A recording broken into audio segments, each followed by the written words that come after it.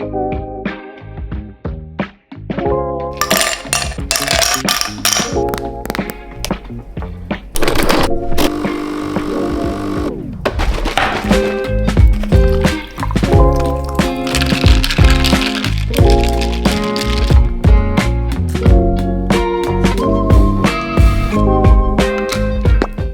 everyone, welcome back to my channel. So in today's video we will be doing, oh my god, I nearly spilled this.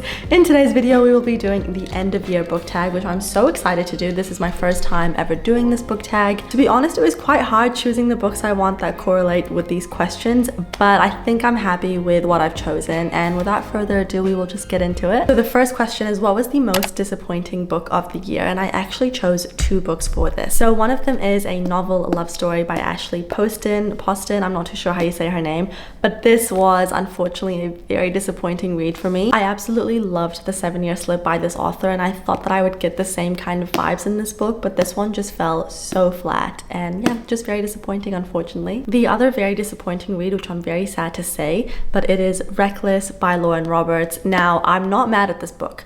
I'm really not. I understand that this is potentially a filler book sort of leading up to the third book in the series, but it was just, I don't know, it really let me down, unfortunately, and it was sort of like stuck in the same setting for like 200 pages, like not much really going on, and I think the banter in this was overdone, to be quite honest. So unfortunately this one did let me down, but I'm really looking forward to the third book, and I absolutely loved the first one. By the way, I didn't say, but I'm pretty sure you would know if you are in the book world. This is the sequel to Powerless, which was fantastic. Okay, the second question is, what was an underdog book? And I think for this one I'm gonna go with A Court This Cruel and Lovely by Stacia Stark. This to me is an underdog because I don't think it's super popular compared to other fantasy romances, but I absolutely loved this book. I think I gave it a 4.75 or 4.5, I'm not sure, but I absolutely adored it. And look, it could be very popular maybe on Book Talk, but I don't go on Book Talk, so I think in the booktube world it's not very popular compared to other ones, so it's definitely an underdog, but definitely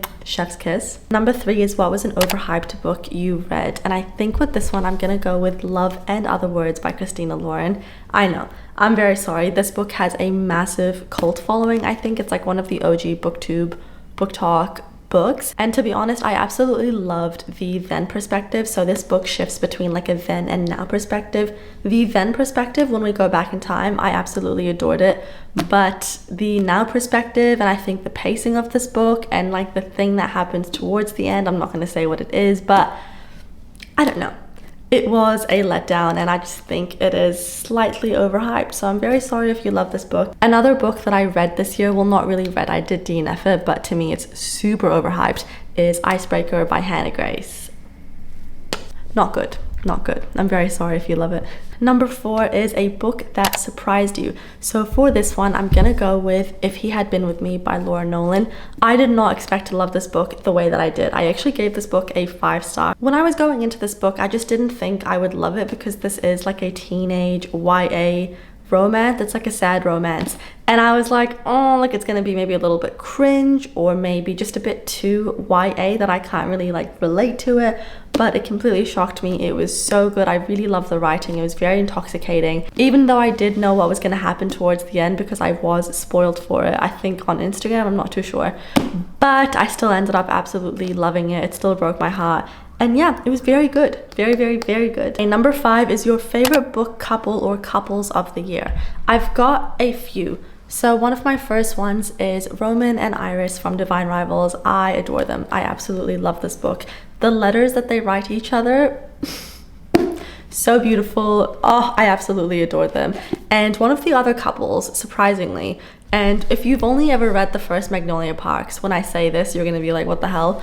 But Magnolia and BJ, I really adored them. I really, really did. And they really surprised me, and I feel like their development in their relationship was done so well. So yeah, I would say that they were one of my favorite book couples this year. Okay, and then number 6 is your favorite main characters of the year. Now, I've got a few. A handful, actually. So we have the characters in The Infernal Devices, so the friendship between Jem, Will, and Tessa. Absolutely adored it, like adored it. I could not be more obsessed. And then of course the characters in the Last Hour series, specifically Matthew, Cordelia, and Lucy. Like those three characters I could not love more, but I honestly loved all of them completely, but those three in particular, I just adored them so much. So much. Next question is new favorite author you've discovered this year. I think a lot of you will be able to guess my answer if you've watched a few of my videos, but it is 100% Cassandra Clare, because I ended up reading The Infernal Devices and the Last Hour series this year. I just honest to God fell in love with her writing, the way she writes characters, the dynamics between the characters that she writes. Like I could not get enough. I just think she writes so beautifully. There's so many beautiful quotes in her books, and I don't know, I just absolutely adore her writing. So she is 100% a new favorite author for me. Next question is an author that did not work out for you this year, and that for me is Emily Henry. So I read Beach Read and I read Happy Place, trying to see if I like her writing, and both of these books just fell so flat for me. So flat. I didn't really connect to any of the characters. I didn't really like her writing, and yeah, unfortunately I think me and Emily Henry are parting ways. I wish I liked her books, I really do, but unfortunately I just don't. So I don't think I'm gonna pick up any more Emily Henry books unless you guys can really convince me, but I just don't think she's the author for me. The next question is, what is the happiest book you read? This question humbled me really badly because I was looking at my bookshelf and all the books I've read this year, I would say, have a lot of sadness in them, or if not sadness, like they're just not happy books. You know, like I love watching happy TV shows and happy movies, but for some reason in my books, if they're too happy, you know, cheerful, all that, it's a little bit boring, unfortunately. But the book I did decide on is Check and Mate by Ali Hazelwood. This is a YA romance, not really my style of book, but it was definitely a very happy book. Definitely super happy. Like I guess there's some sort of like sad thing that's happened in her life, but it was overall like kind of sugar coated, if that makes sense. So even though it was sad, it didn't read sad, if that makes sense. So yeah, definitely a very happy book, and I would definitely recommend if you like YA or just romance in general. And the next question is, what was the saddest book you read this year? I actually just finished this book, and the way that I screamed at this book multiple times, it is The Kite Runner by Khaled Hosseini. This book, you guys will hear me talk about it when I do my December wrap up, but oh my god, my heart, it's like my heart just kept shattering, and then it would sort of come back together, and then it would shatter again, and then sort of get repaired again, and then get shattered again. This book was absolutely devastating. It broke my heart, but it was one of the best books I've ever read. I highly recommend this book, but just be prepared to have your heart broken, and also just get so frustrated and so sad and so mad, and just, yeah, it took me on a journey, that is for sure. The other really sad book I read this year is Beartown by Frederick Bachman. This was just spectacular, like such fantastic writing, and it was the kind of sadness where it was like nothing, no, that's a lie. I was gonna say nothing tragic happens, that's not true. Something super tragic does happen, but the way that it's hard to explain, but it's not like crazy sadness all at once. It would just be these little quotes sprinkled throughout the book that would just like stop me in my tracks and just be like, so yeah, it was that kind of sadness, if that makes sense. And then of course, one of the other really devastating books I read this year is Magnolia Park's Into the Dark.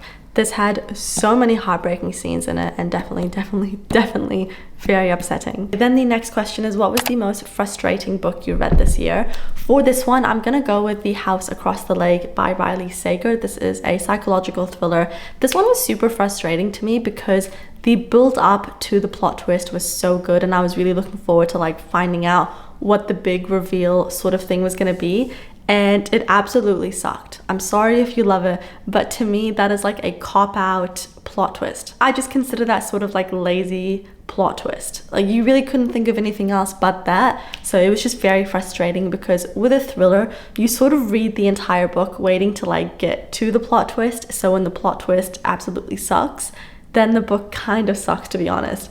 Very sorry if you love it, but that's just how I feel about it. The next question is the best book adaptation of the year. Oh my god, without a shadow of doubt, it is One Day by David Nichols. The TV show for this book, I think I've already watched it 3 times, maybe 4 times, and it only came out this year. So that just tells you what you need to know about how much I love that TV show. I thought it was done so well. It was done so well that it was actually better than the book. Like I recommend you watch the TV show over reading the book. And I don't usually say that. Normally I say read the book. But with this one, just watch the TV show. It was done so well. So well. Next question is your favorite book covers of the year. So I've got 3 actually. One of them is My Dark Romeo by Parker S. Huntington and L.J. Shen. I absolutely adore this book cover. I really do. I love Renaissance art and I love like the bright pink font and I just think it's so beautiful. And then one of my favorite other book covers is A Curse for True Love by Stephanie Garber. Like, it is just gorgeous, isn't it? Like, are you kidding me? Oh, so beautiful. And then I also really love, this one's not my favorite, but I do definitely love it. I love the One for My Enemy book cover. So gorgeous. Okay, next one is a book you haven't stopped thinking about, and that one for me is Piranesi by Susanna Clarke. This was just one of the best books I've ever read, and I don't want to tell you anything about it because this is a book that I think you should go into blind. But oh my god, what a book. What a book. I'm actually amazed that someone can think of this. Like, someone's brain actually conjured up the story.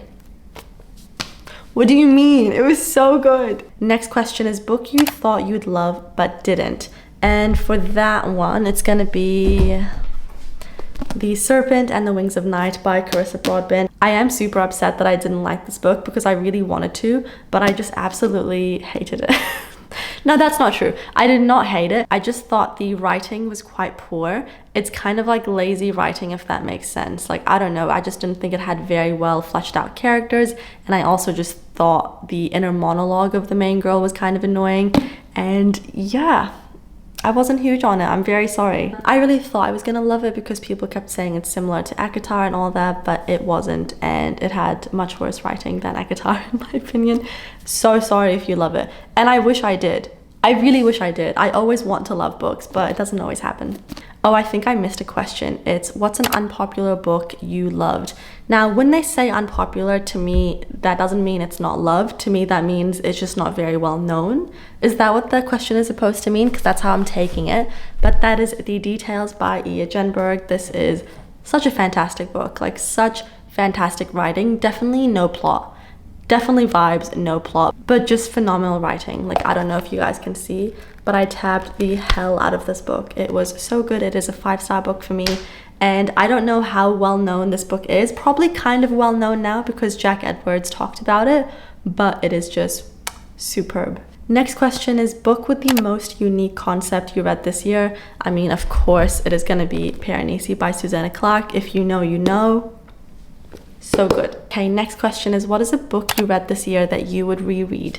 And for me, I think I'm gonna go with The 7-Year Slip by Ashley Poston. This is just such a comfort read and I think I can see myself reading it again purely for the comfort. It's just so good. I also tabbed the hell out of this book, so I absolutely adored this book. It was a 5-star book for me. I didn't think it was gonna be because my taste is not normally like romance kind of books, like contemporary romance, but this one has magical realism involved, so it has a little bit more than just a standard romance, and it was just so good. Definitely a foodie's dream, so if you love food, there's so many descriptions of food in this book, so it's so fun to read about. But I think one of the other books I would read this year is the entire Last Hour series by Cassandra Clare. I want to go back and reread this and tab it because, like I said, this series is full of quotes that I absolutely loved, and I definitely want to reread it at some time. And yeah, just underline it, tab all my favorite parts, and yeah. The next question is what is your Goodreads 2024 reading goal and did you meet it? Like, just kind of reflecting on your Goodreads goal. If you guys don't know, I don't use Goodreads, so I don't really have a goal. I don't set myself reading goals in terms of like I need to read this many books this year. I just don't do that. I read for enjoyment and I don't like to make reading a challenge. Sometimes I'll do challenge videos, but to me, as soon as I start making something I love a challenge, I kind of lose that love for it and it becomes more of like a, oh, I need to do this, as opposed to like I want to do this. That's just me. If that works for you, then by all means go for it, you know, set yourself a challenge. But I just personally don't really like doing that. I try to read roughly like 7 to 8 books a month, but I don't get mad at myself or get bothered at myself if I don't meet my goals because, yeah, why? Life is already hard. Why make it harder, you know? The next question is, what is a book you wish you got to this year? I actually think I did get to all the books I really wanted to read. Yeah, I really do think I did. Oh, actually, no, that's such a lie. I really need to read Crooked Kingdom by Leigh Bardugo, which is the second book in the Six of Crows duology. I need to read that. Then the last question is, what will you prioritize in your 2025 reading year? That's probably going to be just reading books that I know I will love. And what I mean when I say that is this year, I've tried to read a lot of like popular kind of romance books that a lot of the book girlies love, just because I also want to love them, and I kind of get FOMO that I don't, and then I sort of end up being disappointed by them and I don't rate them very high, and it's kind of like, Sarah, you knew you weren't gonna like it, so why do you keep picking it up? But at the same time, when I say that, there was a lot of books I read this year that were contemporary romance, and I did really end up liking them. So it's just so hard because you don't know. Contemporary romance for me is like Russian roulette. I will either really enjoy a lot of the books I read, or I will absolutely hate them. So I do keep gambling, and I still keep trying to read books from that genre, even though a lot of the times I don't like them, but then sometimes I give them 5 stars. Who knows? Anyways, that concludes the book tag. I hope you enjoyed this video. I really do. If you want to do this book tag, please do. I would love to see yours. So tag me if you follow me, just so I can also watch your book tag and see what you guys thought. Thank you so much for watching. I will see you guys next time. Bye!